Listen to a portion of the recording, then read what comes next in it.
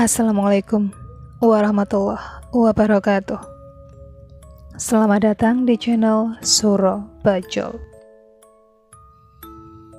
Di video kali ini aku akan membahas tentang kisah pesugihan yang dengan teganya menumbalkan istrinya sendiri. Bandi kewalahan menenangkan istrinya yang entah mengapa bertingkah seperti bukan dirinya. Waktu itu Bandi sedang melakukan ritual pesugihan yang biasa dia lakukan dengan istrinya. Namun di tengah-tengah ritual itu, tiba-tiba saja istrinya berteriak-teriak tidak jelas. "Mar, kamu kenapa sih, Mar?" tanya Bandi sambil mengguncangkan bahu istrinya. Marni tentu tidak menjawab, dia malah terus berteriak-teriak di depan wajah suaminya. Bandi merasa ada yang tidak beres dengan istrinya itu. Dia kemudian berinisiatif memanggil Mbah Ngatiman untuk mengembalikan Marni seperti semula. Namun Mbah Ngatiman tidak punya kekuatan lebih untuk menyembuhkan Marni.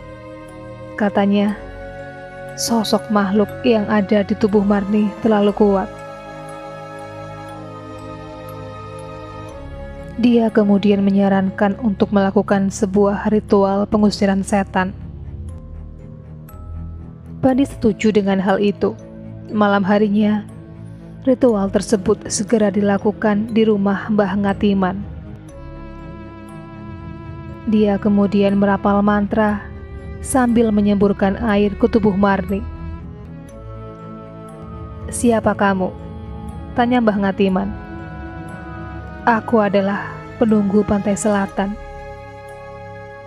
jawab Marni sambil tertawa keras. "Apa yang akan kau lakukan dengan tubuh Marni?" tanya dukun itu lagi. "Aku akan membawanya menjadi pengikutku," jawab Marni sambil tertawa. "Segera kau keluar dari tubuh wanita itu. Kalau tidak, aku akan membakarmu," ancam Mbah Ngatiman. Mantra Mbah Ngatiman semakin cepat dilafalkannya. Semua berlalu cepat. Marni terguncang hebat dengan serangan Mbah Ngatiman. Tak lama kemudian, dia jatuh pingsan. Kata dukun itu, ritual telah selesai dan makhluk yang ada dalam tubuh Marni sudah keluar. Bandi kemudian berterima kasih dan segera membawa Marni pulang ke rumah. Namun, naas, Marni ditemukan tewas dengan lidah menjulur dan badan bau tak sedap keesokan harinya. Kabar kematian Marni menjadi bahan gunjingan warga. Sementara Bandi masih berduka dengan kematian istrinya itu. Kematian Marni yang tidak wajar itu akhirnya menjadi dongeng misteri warga. Pasalnya, banyak warga yang mengaku pernah melihat sosok yang mirip dengan wajah Marni ketika melewati rumahnya. Bahkan keponakan Bandi yang baru pulang dari merantau di Jakarta menyaksikannya sendiri. Dia adalah Ujang. 3 hari setelah kematian Marni, Ujang pulang ke rumahnya yang tak jauh dari rumah Bandi. Sesampainya di sana, dia mengetuk pintu rumah agar istrinya membukakan pintu. Namun, sebelum pintu terbuka, Ujang ditepuk pundaknya oleh seseorang dari belakang. Ujang kaget, kemudian dia menoleh. Ternyata itu adalah Mbak Marni. "Kenapa, Mbak? Tengah malam begini kesini?" tanya Ujang penasaran. "Ujang, tolong bantu Mbak," kata Marni. "Ada apa Mbak memangnya?" tanya Ujang sedikit khawatir. Tolong, berikan ini ke Mas Bandi. Aku tidak ingin ditinggalkan begitu saja, kata Marni sambil memberikan bungkusan kecil. Lah, kenapa Mas Bandi meninggalkan Mbak? Apa yang terjadi, Mbak? Tanya Ujang. Aku harus buru-buru, Jang. Aku sudah ditunggu di pantai selatan, kata Marni. Loh, ngapain jam segini ke pantai selatan, Mbak? Tanya Ujang semakin bingung. Belum selesai pertanyaan itu terjawab, istri Ujang kemudian membuka pintu. Ngomong sama siapa, Mas, barusan? Tanya istrinya. Anu, Mbak Marni, nitip ini buat dikasihkan ke Mas Bandi, jawab Ujang. Astagfirullah. Istrinya menyebut, kemudian segera menyeret Ujang masuk ke dalam rumah. Mas, Mbak Marni sudah meninggal 3 hari yang lalu, kata istrinya panik.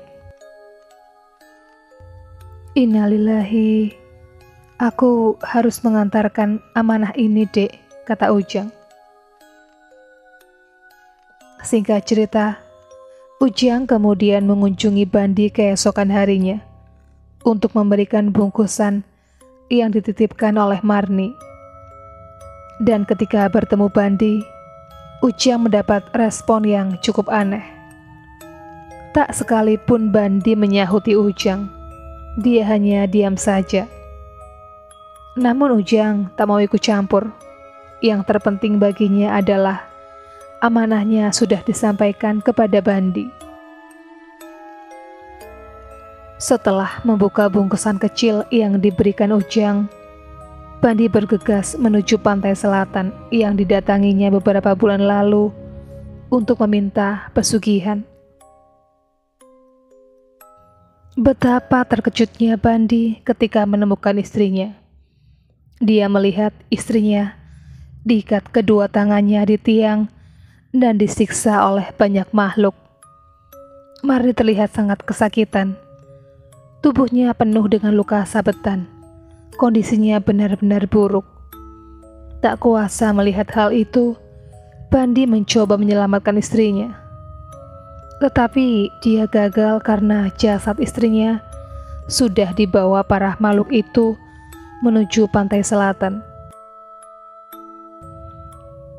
Bandi menangis jadi-jadinya. Dia meminta tolong kepada Mbah Ngatiman untuk mengembalikan jasad Marni. Tidak bisa, Le. Itu semua akibat dari perbuatanmu sendiri, kata Mbah Ngatiman. Perbuatan apa, Mbah? Tanya Bandi kebingungan. Kamu dan istrimu sudah sepakat untuk melakukan pesugihan. Namun sayangnya, kamu salah alamat meminta kepada makhluk yang salah. Kamu terperdaya oleh mereka, sehingga tidak tahu konsekuensi yang harus kamu tanggung, yaitu istrimu, jelas Mbah Ngatiman. Mendengar hal itu, Bandi sangatlah menyesal. Niatnya mencari pesugihan karena ingin hidup enak dengan istrinya. Namun, nasi telah menjadi bubur. Marni sudah tidak bisa kembali lagi ke dunia ini.